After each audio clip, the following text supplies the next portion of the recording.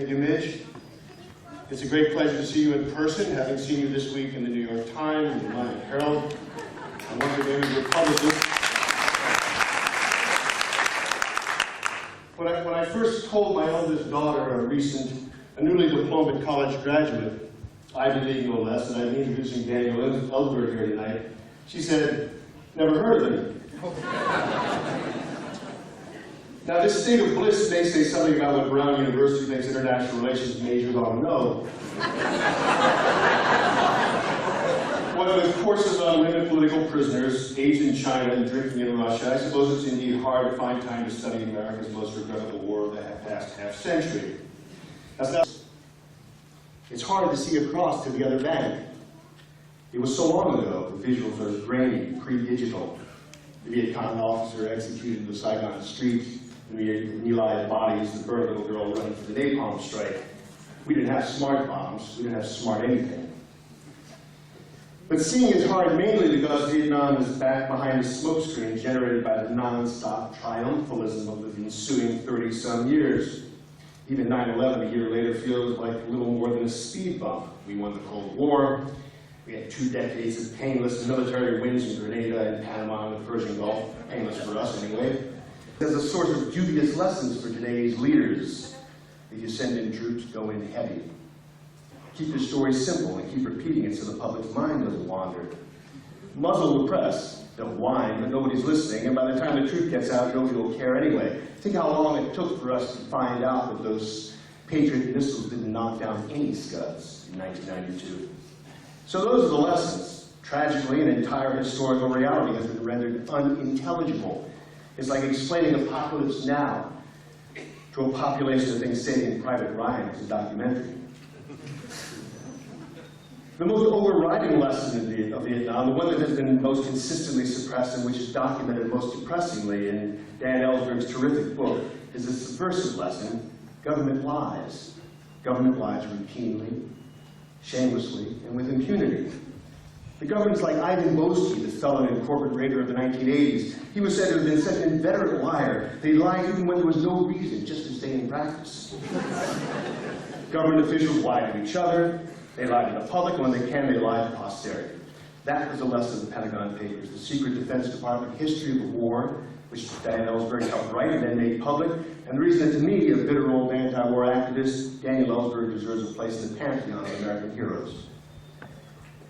His memoir focuses on the decade from 61 to 71. It opens with his first visit to Vietnam and his vow as a freshly admitted Harvard grad, a former Marine company commander, and a fledgling defense analyst to stay clear of what he sized up correctly as a futile arena of foreign engagement for this country.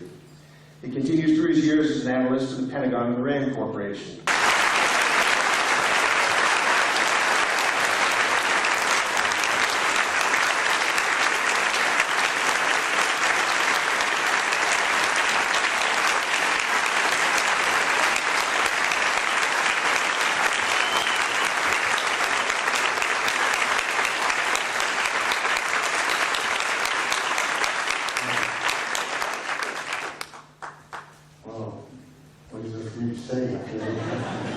Any questions? Covered John pretty well. Can't hear me? Okay, thank you for telling me that. I'm losing my voice as I was at the beginning of this tour, and I've been talking all day and I'm losing it again. And can you hear me now? Yes?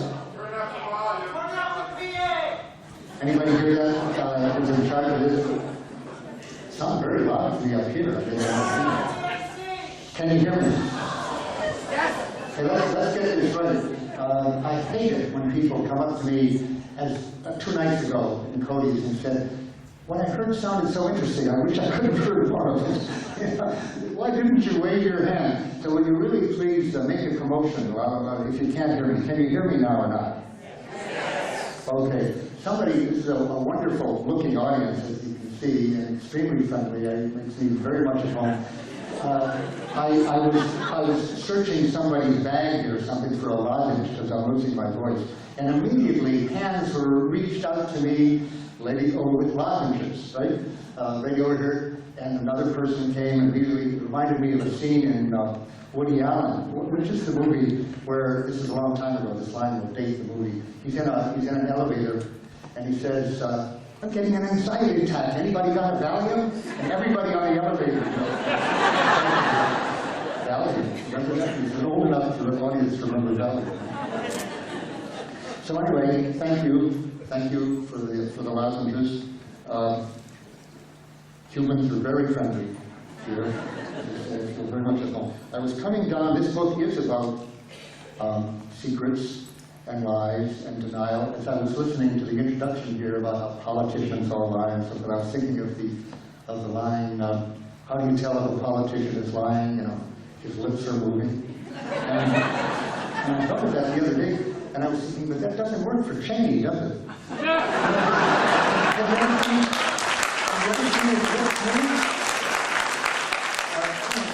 He has two expressions. Smirk, come on. His lips are not, I was even thinking, how does he eat? And certainly, when you're watching the television and his sounds are coming out, you never see his lips moving. So I finally figured out he's a ventriloquist.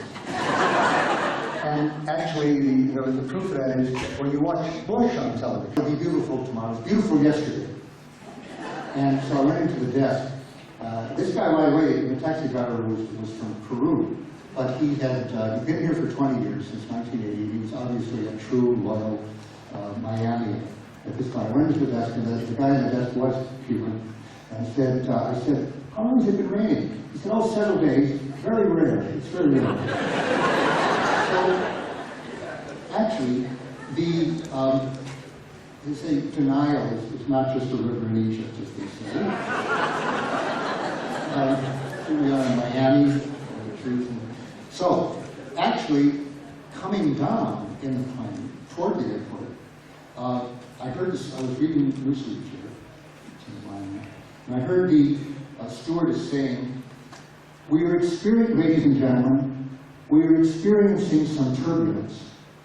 Now, this was not a lot of news, pretense of loyalty to the commander-in-chief. Now, strictly speaking, this is a niggling point here, but he's the commander-in-chief of the armed forces. He's not their commander-in-chief. Do better, starting with John Kerry, who did a very good blurb for my book, excellent blurb.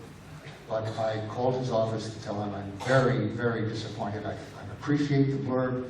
I really do appreciate it. I asked for it, got a wonderful comment.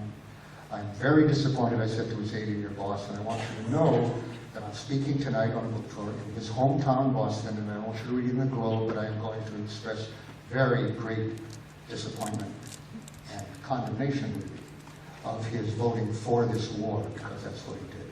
And he knew a lot better than that.